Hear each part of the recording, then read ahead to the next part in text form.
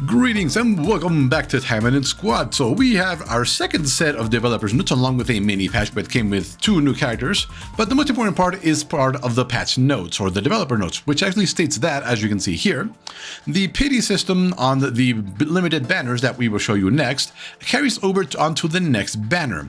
That means that if we go over here to recruit, this banner right here, as long as you haven't gotten the basically raid up legend character, even if the next banner rolls around, this will remain at its current state. So let's say I roll 90 pulls and don't get Rinko, and the next banner rolls around, it will stay at 90 pulls, essentially guaranteeing me the next legend unit within the next 10 pulls.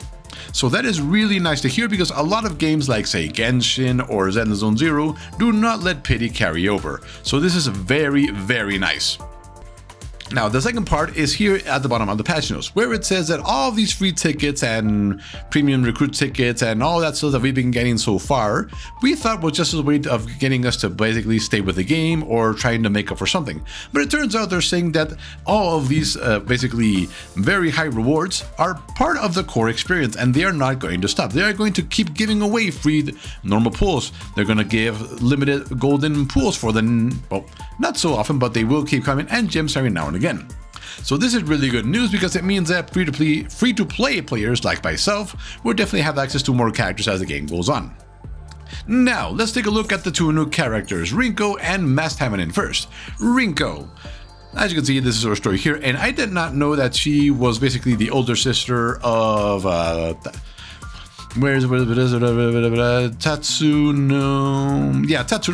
who is the boyfriend of Yukikaze.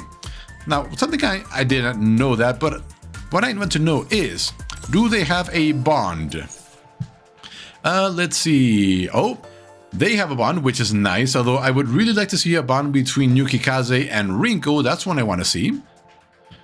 But that appears to be it. But hey, at least there is a brother-sister bond there, so I like that. Anyway, let's go back to the codex here and take a look at Rinko's abilities. So first, deal damage, and damage is increased in proportion to speed. It doesn't say by how much, so all we can do is guess.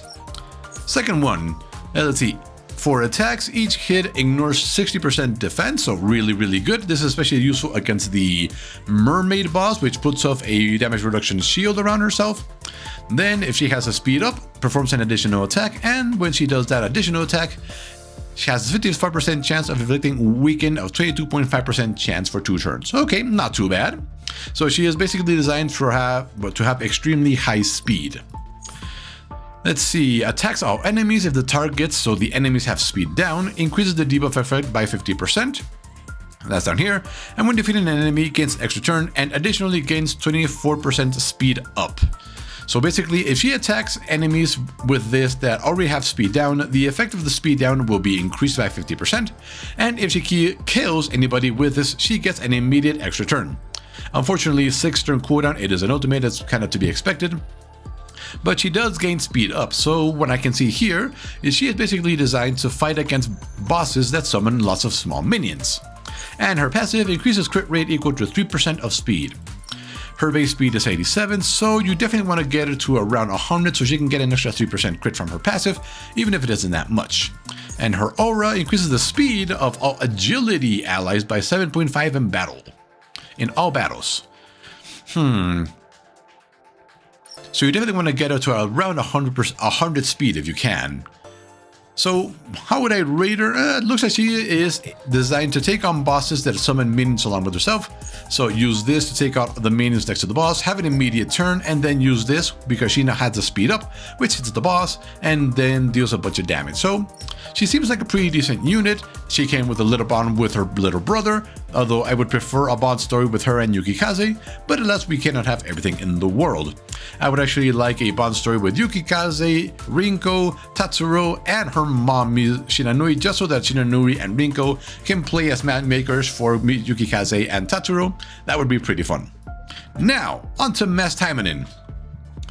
Let's see, I'm not sure on the story, but it does say something about Kokawa Oboro, but I'm not sure if that Oboro is this Oboro. This is the only other Oboro in the game that I'm technically aware. I don't see anything else that mentions that. She's got that bob cut. She does have the same hair color though. What about proportions? Do they have the same proportions? I think they do. And I think they do have, yeah, the same hair color. She might be actually Oboro in disguise. Interesting. But anyway, onto her information. Let's see. Basic attack. Target's hit is inflicted with 10% bleed at a 5% chance, so not that good. Second, to attack the enemy 8 times, perform a 75% bleed debuff explode attack. Not sure what this is. My guess is that this will consume bleed stacks to deal 75% of the total damage the bleed might have done as an explosion right then while removing them. That is just a flat out guess. Killing an enemy with the skill inflicts 40% attack down on all enemies at 90% chance. Interesting, so if she kills a minion, she'll put 40% attack down on the main boss. Pretty interesting. Ultimate. And deals damage 1 time after finishing. If the target has bleed, steals 1 random buff. If the target has bleed, each bleed increases damage by 10%. Okay. So as we can see, she definitely wants to stack those bleeds. Has 3 or more debuffs upon attack, inflicts 75% heal reduction at 20% chance, so reduces healing. Bosses can't heal this game, so she is an anti-heal specialist.